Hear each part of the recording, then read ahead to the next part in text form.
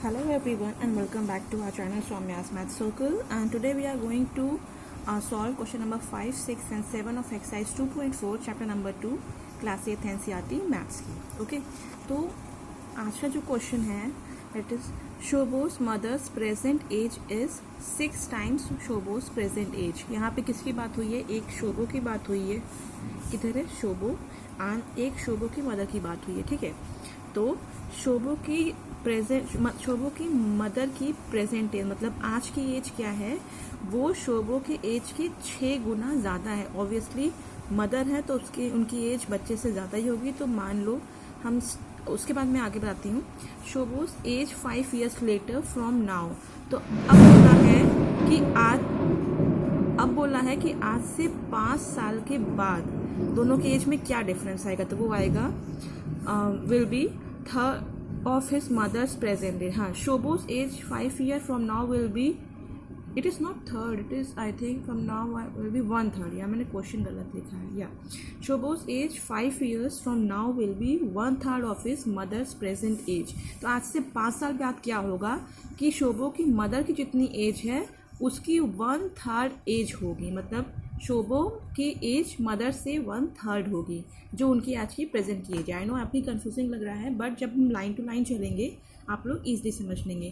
तो आपको बताना है what are their present ages, मतलब उनकी आज की एज क्या है. तो हम क्या करते हैं, पहले देखते हैं पहले क्या लिखा है. Shobo's mother present age is 6 times of Shobo's present age. तो हम एज्यूम कर लेते हैं कि let Shobo's present age, Shobo की प्रेजेंट एज हम मान लें कि x है, तो उसकी मदर की क्या होगी, शोबोस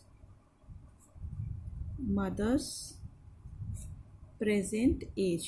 क्वेश्चन में गिवन है 6 टाइम होगी. अगर शोबो की x है तो मम्मी की उसकी 6 टाइम होगी. तो हम यहाँ पे 6x लिख लेंगे. और कभी लिखने में आप ध्यान देना कि उसका उल्टा ना हो, क्योंकि एक चीज़ आपको दिमाग में रखना है कि मम्मी की हमेशा ज़्यादा होगी, बच्चे की हमेशा कम होगी. क्लियर. अब हमें अकॉर्डिंग टू क्वेश्चन चलना है. आगे क्या लिखा है, Shobo's age 5 year later from now मतलब 5 साल बाद. तो हम शोबो की एज क्या लिखते हैं, आज से 5 साल बाद क्या होगी, शोबोस एज आफ्टर 5 years कितनी होगी, आज x है, 5 साल बाद कितनी होगी, उसमें 5 ऐड करना है तो x + 5 years हो जाएगी. क्लियर. अब हमें अकॉर्डिंग टू क्वेश्चन चलना है. ठीक है, तो Shobo's age 5 years from now will be 1/3 of his mother's age. तो शोबो ईयर की 5 साल बाद क्या होगी, तो हम 5 साल के पहले लिख लेंगे. शोबो की एज है 5 साल बाद क्या होगी, इक्वल टू. अब मदर और बेबी की इक्वल करनी है. कैसे इक्वल होगी, क्योंकि हमें बताना है ना कि अभी कितनी है और 1/3 क्या है. ठीक है, तो x + 5 शोबोस की, तो मम्मी की कितनी होगी, 1/3 ऑफ हिज मदर्स एज. मतलब शोबो की 1/3 है जितनी उसकी मम्मी की है. तो यहाँ पे होगा नॉट 6x हो जाएगा. यहाँ पे 1/3 माइनस नहीं होगा, 1/3 × 6x. ठीक है. अब आपको एक चीज़ और ध्यान रखनी है, आपको ये 1/3 इधर नहीं करना है, 1/3 मम्मी की है. ठीक है, 1/3 ऑफ हिज, ऑफ का मतलब होता है मल्टीप्लाई, 1/3 ऑफ मदर्स प्रेजेंटेज. तो 1/3 ऑफ मतलब मल्टीप्लाई, और मदर्स की प्रेजेंटेज क्या है, 6x है. तो ये हमारी इक्वेशन फॉर्म हो गई अकॉर्डिंग टू क्वेश्चन. तो अभी इसे हमें बस सॉल्व करना है. सॉल्व इज ना सुपर ईजी है. Is equal to 6x/3. ठीक है, अब ये क्रॉस मल्टीप्लाई हो जाएगा, तो 3x + 5 is equal to 6x. Okay, अब ये क्या करेंगे, हम इसको मल्टीप्लाई करेंगे. 3 × x 3x हो जाएगा, 3 5 50, क्योंकि यहाँ पे मल्टीप्लाई है, इज इक्वल टू 6x. अब हम x वाले एक साइड कर लेते हैं, तो 15 यहीं रहने दो, क्योंकि ये छोटा है तो इधर जाएगा. सॉरी, छोटा है तो मैं उधर करूँ ताकि आपको माइनस की प्रॉब्लम ना हो. तो -3x हो जाएगा. 15 इज इक्वल टू 3x हो जाएगा. तो x इक्वल टू कितना आएगा, 3 5 15. तो x इज इक्वल टू 5 आ रहा है. तो हमें क्वेश्चन में क्या पूछा है, व्हाट आर देयर प्रेजेंटेज. तो मैं यहाँ पे आ जाती हूँ वापस. शोबो की प्रेजेंटेज कितनी थी, x, तो अभी उसकी कितनी है, 5 years. तो शोबो की प्रेजेंटेज 5 year है, तो मम्मी की कितनी होगी, 6 × 5 करोगे तो 6 5 30 years. मम्मी की उसकी 30 years है. ठीक है, और एक चीज़ और देख लो, दोनों में 6 गुने का अंतर है. ये 5 है तो 5 × 6 30 years है. Clear. Now comes to the next question. Next question में है there is a narrow rectangular plot reserve for a school in Mahuli village. एक रेक्टेंगुलर प्लॉट है, ठीक है। मैं एक्चुअली यहाँ बना लेती हूँ ताकि आपको ईजी रहे। ये रेक्टेंगल है और रेक्टेंगुलर प्लॉट है, ठीक है। The length and breadth of the plot are in the ratio 11:4। आपको पता है ये दोनों लेंथ होती है, ये ब्रेथ होती है, तो लेंथ और ब्रेथ का रेशियो दिया हुआ है, साइज़ नहीं दिया, रेशियो दिया है। मतलब ये अगर 11 है तो मैंने हमेशा कहा जब रेशियो होगा था, रेशियो हटाने के लिए आपको x लगाना होगा, तो ये समझो 11x है और ये 4x है, ठीक है। लेंथ 11x है और ब्रेथ 4x है, ठीक है। At the rate 100 rupees per metre it will the cost the village panchayat ₹7,500 to fence the plot. अब क्या करना है कि जो खाली प्लॉट है इसके चारों तरफ हमें बाउंड्री वॉल उठानी है, मतलब फेंसिंग लगानी है, एक कुछ भी या दीवार उठानी है या चेन बांधनी है, कुछ भी करनी है वो, चलो दीवार उठानी है, ऑब्वियसली यहाँ पे कॉस्ट आ रही है, ठीक है। दीवार उठानी है चारों साइड, ठीक है, तो उसकी कॉस्ट आई है, ठीक है। हमें साइज़ नहीं पता है, साइज़ ये 11/4 नहीं है, 11 × x, हमें x निकालेंगे तो हमें एग्जैक्ट साइज़ पता चलेगी, ठीक है।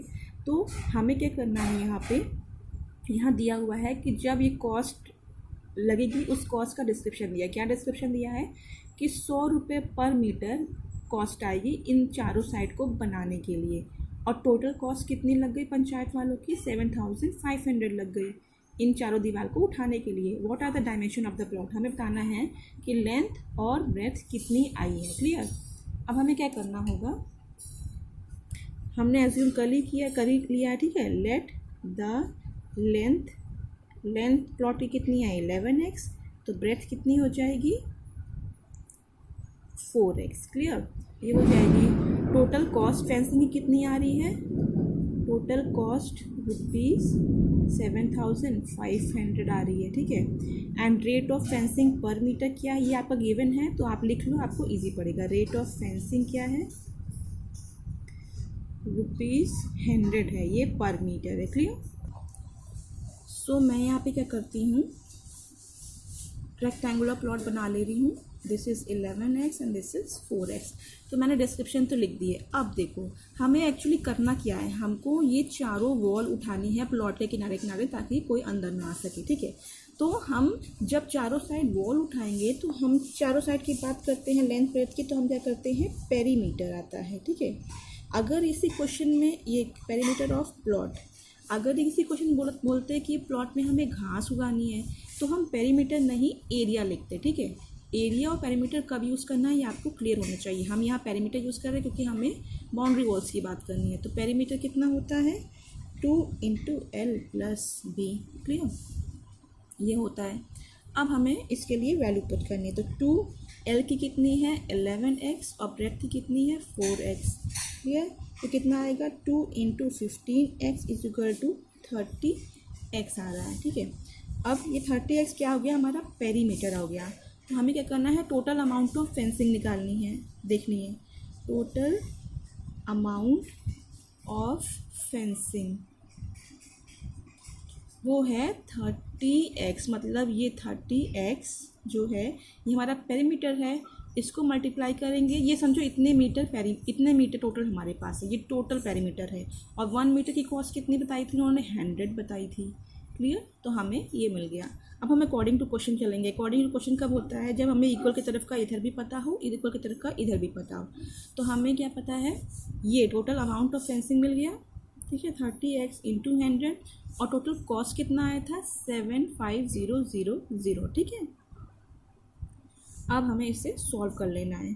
30 1 2 more 0 x = 75000, x नहीं रहेगा, अमाउंट आपका वो नीचे हो जाएगा। 30 कट गए, 3 × 70 हो जाएगा ये 25। तो x की वैल्यू आपकी आ गई 25, ठीक है।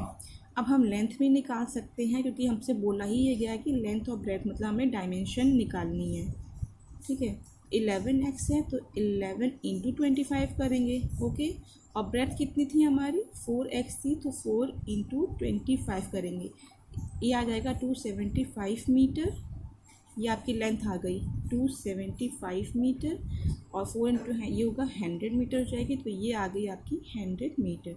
तो आपको रेक्टेंगुलर प्लॉट की साइज़ क्लियर हो गई। तो आई होप आपको ये समझ में आ गया हो। हम बढ़ते हैं अभी नेक्स्ट क्वेश्चन पे। So let's do it here. The question is, Hasan buys two kinds of cloth material for school. Hasan ने दो तरह के कपड़े खरीदे स्कूल यूनिफॉर्म बनाने के लिए। एक था शर्ट मटेरियल, और शर्ट मटेरियल उसको कैसे पड़ा, उसको कॉस्ट मतलब उसको कितना देना पड़ा, 50 रुपीज़ 15 पर मीटर, मतलब शर्ट का कपड़ा 50 रुपये मीटर आया। और साथ में क्योंकि वो स्कूल यूनिफॉर्म सिल रहा है तो शर्ट के साथ पैंट भी ट्राउज़र भी लगेगी, तो ट्राउज़र का कॉस्ट कितना आया, ₹90 पर मीटर, मतलब ट्राउज़र का 90 पर मीटर, 1 मीटर में 90 मिला है, सॉरी हाँ 90 रुपये में 1 मीटर मिला है, और ये 50 रुपये में 1 मीटर शर्ट का कपड़ा। For every 3 metre of the shirt material he buys 2 metre of the trouser material.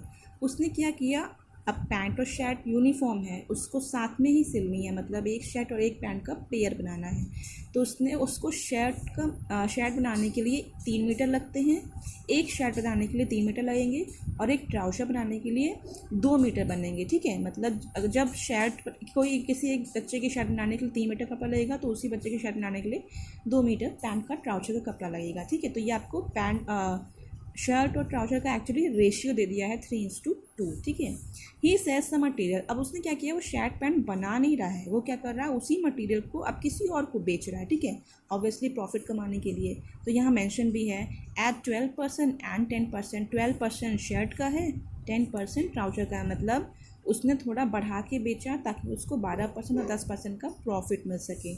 यहाँ प्रॉफिट लिखा भी है रिस्पेक्टिवली, मतलब पहला शर्ट का है, दूसरा ट्राउज़र का है। His total sale is ₹36,600. How much trouser did he buy? अब बोला गया है उसकी टोटल सेल, जो उसने बेचा है उससे उसने इतना रुपए कमाया है। ठीक है, और बताना है हमें कि ट्राउज़र मटेरियल कितना परचेज़ किया उसने।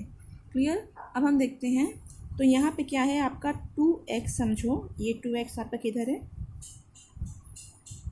3 मीटर एंड 2 मीटर ट्राउज़र का है, तो 2x जो है आपका है ट्राउज़र का मटेरियल है। ठीक है, अगर 2x ट्राउज़र लगता है तो 3x क्या लगता है, शर्ट का मटेरियल लगता है, मतलब कपड़े का, क्योंकि यहाँ दिया हुआ है 3 metre and 2 metre, 3 metre shirt का, तो ये रेशियो दिया है तो हमें x लगाना ही पड़ेगा। अब क्या करना है, हमें कॉस्ट प्राइस निकालना है। ठीक है,